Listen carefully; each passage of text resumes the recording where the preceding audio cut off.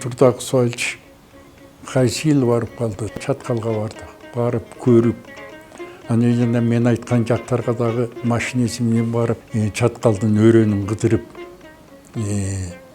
анан келип маселени коюп, Кашыгинге чейин bu Çatkal өрөөнү өзү келечекте мал чарба өзүнчө бир район болгон Çatkalды берсек, бир өрөөндө эл көчүп кетсе, аларды каяка батырабыз, малды каяка батырабыз.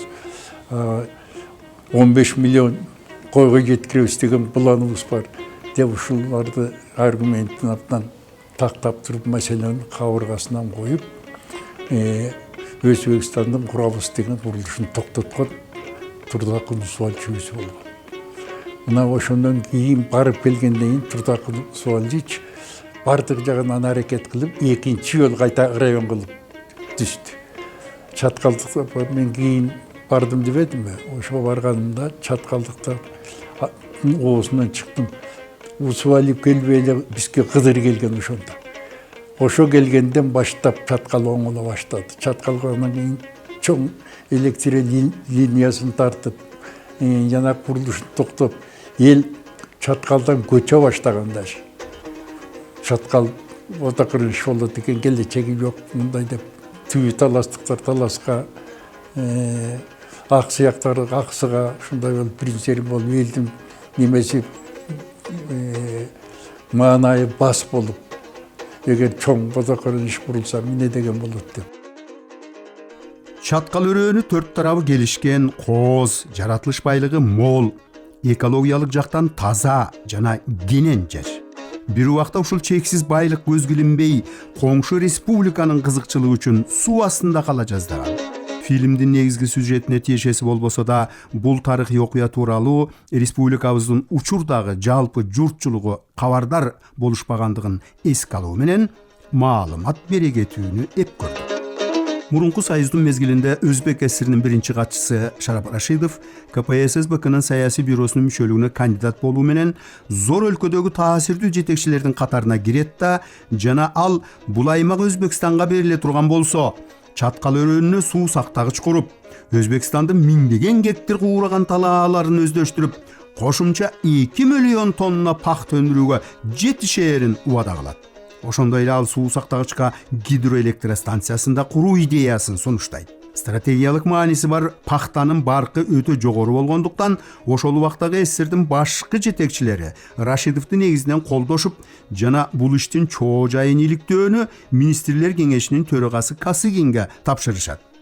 Өзбек ССРи буга чейин эле бүткүл союздук гидропроект институтунун Ташкенттеги Орто Азия бөлүмү аркылуу Чаткал өрөөнүндөгү салына турган гидроэлектростанциянын жана суу сактагычтын долбоорун алдын ала даярдап коюшкан. Бул иштерди Өзбек ССРи тарап Кыргызстан менен макулдашпай туруп тымызын жасаган. 1970-жылдардан башталган бул идеяга ошол убактагы Кыргыз ССРинин өлкө жетекчиси Турдакын Усубалиев караманча каршы турду.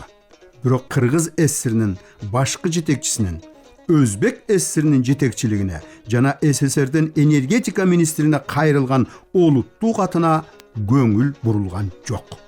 Ушундан кийин Турдакын Усубалиев Чаткал маселесин көтөргөн аргументтүү каты менен СССР Коммунисттик партиясынын борбордук комитетинин саясий бюросуна кайрылды. Бюрода эки республиканын ортосундагы бул көйгөйлүү маселени кароо үчүн атайын комиссия түзүлүп, төрагалыгына СССРдин өкмөт жетекчиси Касыгин дайындалды. Ошол арада Турдакын Усубалиев СССРдин өкмөт жетекчиси Алексей Николаевич Касыгин менен жолугушуп, республикадагы жасалып жаткан иш маанайларга таянып, далилдүү аракеттер менен түшүндүргөндөн кийин гана СССР өкмөт жетекчисинин алгачкы колдоосуна ээ болду. Ушул иштерден кийин Турдакын Усубалиев республиканын партиялык жана өкмөт жетекчилигине, анын ичинде Ош обкомунун биринчи катчысы Султан Ибраимовго акыбалды түшүндүрүп, Чаткал районун кайрадан уюштуруп жана аймагына чарбалык иштерди жүргүзүүгө тыюу салган Бешарал мамлекеттик коругун түзүүгө жетишибиз керек деген маселени коюу менен иштин тездетилишин талап кылат. Чаткал аймагына жакын арада өзү бараарын айтып, мен барганда ал жакка аркамдан тийиштүү техникалар барып калгандыгын өз көзүм менен көрүп кайтышым керек деп өкмөт жетекчиси Совминдин төрагасы Акматбек Сүйүнбаевга катуу тапшырма берет.